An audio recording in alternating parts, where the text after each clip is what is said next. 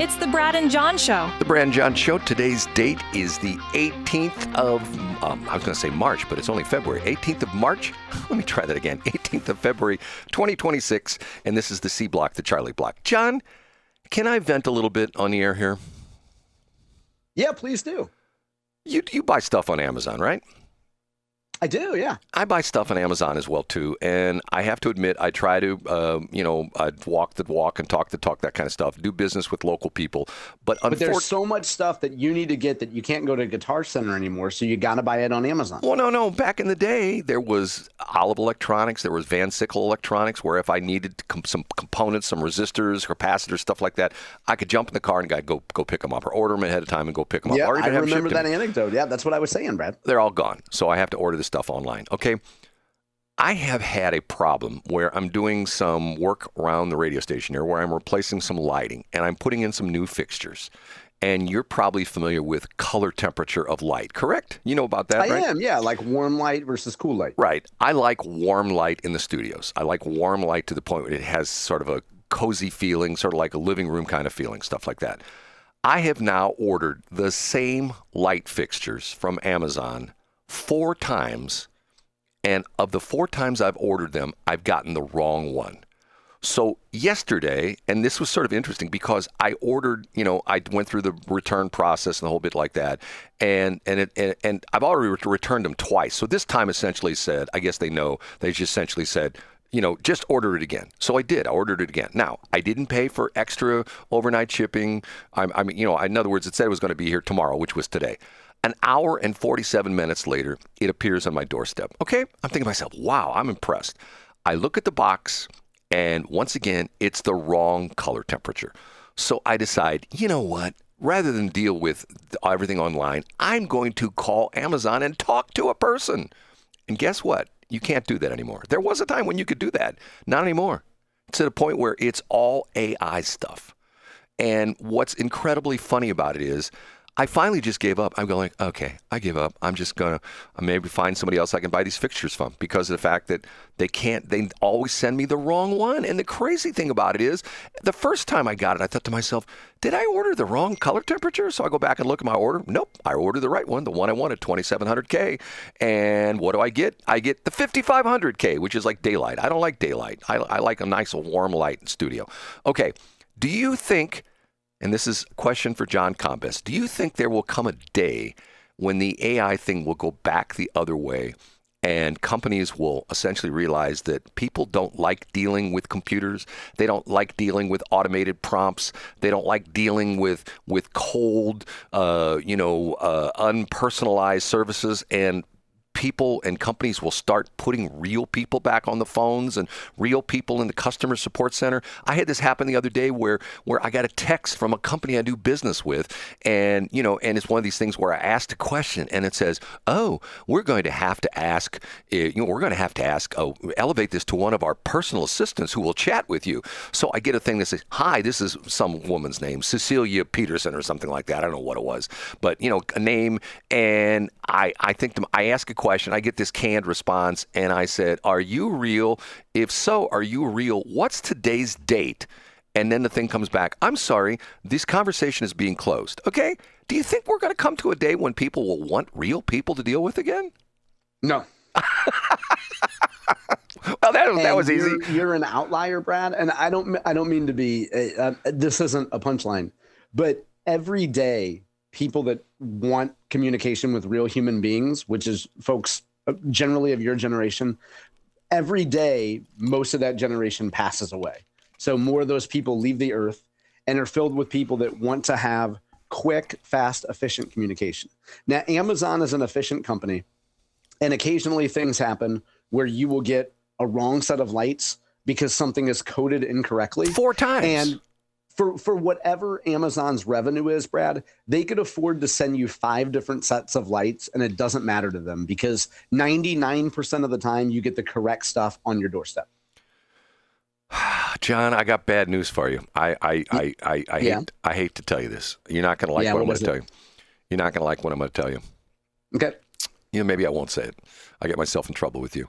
I was going to say, essentially, what you're saying is that as my generation dies off and the younger generation comes, they don't want to have personal experience with anybody?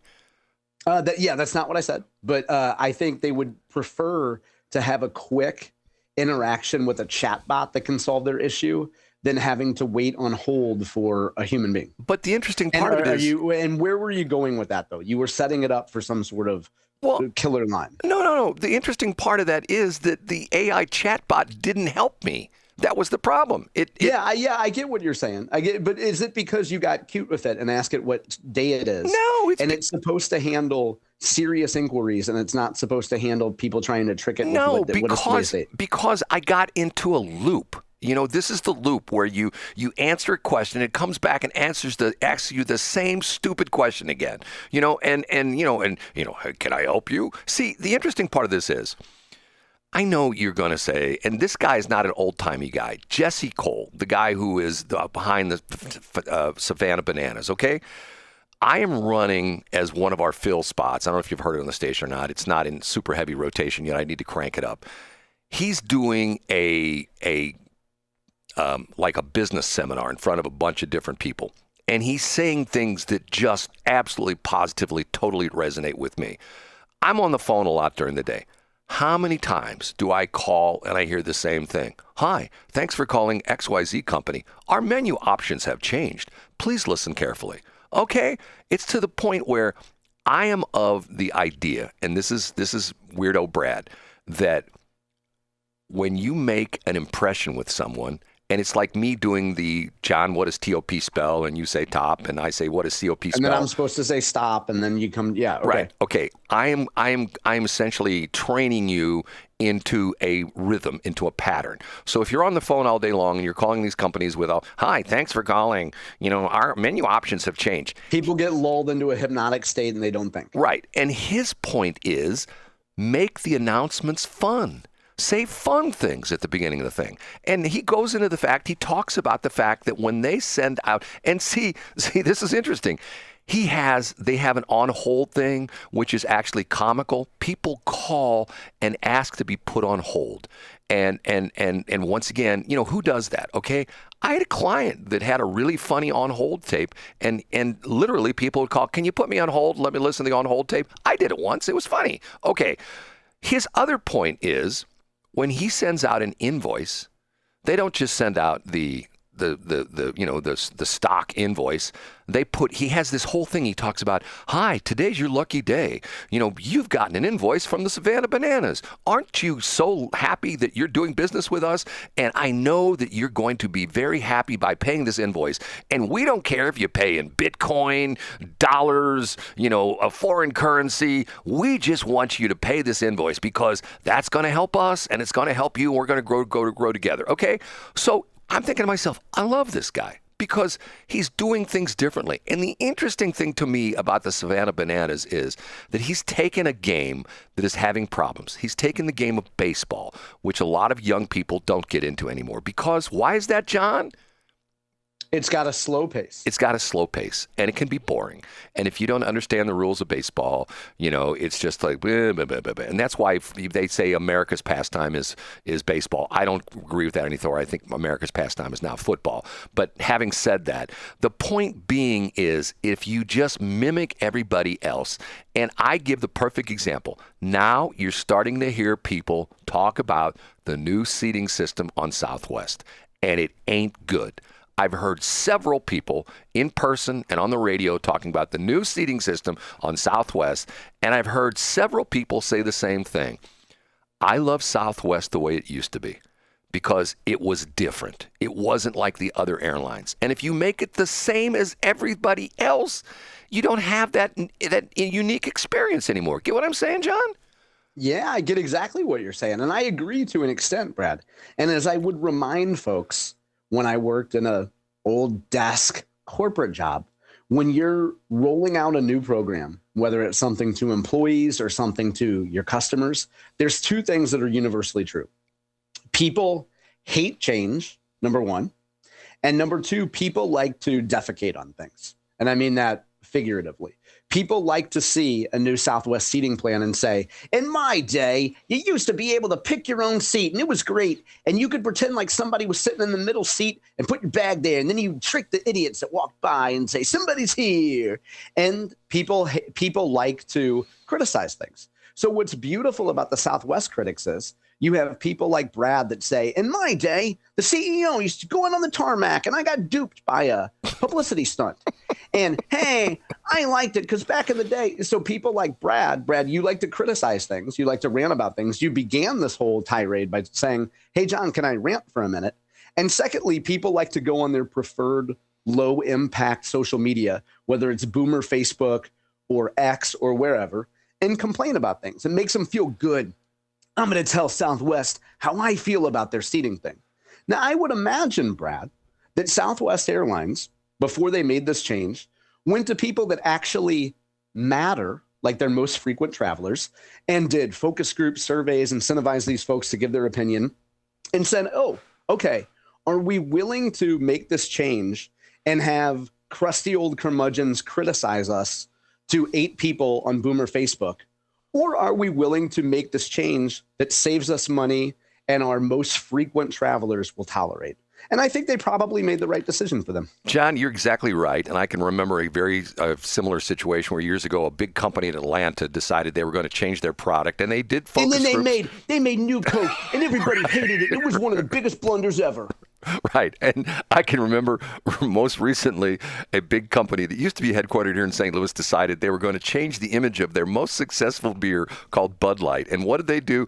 Rather than have funny commercials with goofy people doing things and have, hey, what's up? And things like that, they decided to hire a transgender dudette, whatever you want to call him, her, and they crushed the brand. And I bet you any money the focus groups came back and say, oh, yes, it's time to move into the 21st century. They didn't do focus groups, but your point is taken, Brad. We remember the mistakes like New Coke from the mid-'80s, which is one example, and then Dylan Mulvaney of 2023. You're right. We remember them because they're terrible blunders. I personally can tell the story of when I worked at Steak and Shake a couple years after I stopped working at Steak and Shake, was going to college, and Steak and Shake was bought by a new company, and they talked about the fact, oh, we found a lot of inefficiencies in the way the Steak and Shakes are run. And the first thing they changed was they changed the handmade milkshakes. They put in milkshake machines. Then they changed the French fries. Now, John, if you're an old-timey, and it's interesting because now Steak and Shake is trying to reinvent itself by bringing back the old tallow beef French fries. Yeah, Brad. And people are going like, and I've eaten them, and they're great. They're better than McDonald's. The best change they made was changing the milkshake to the milkshake.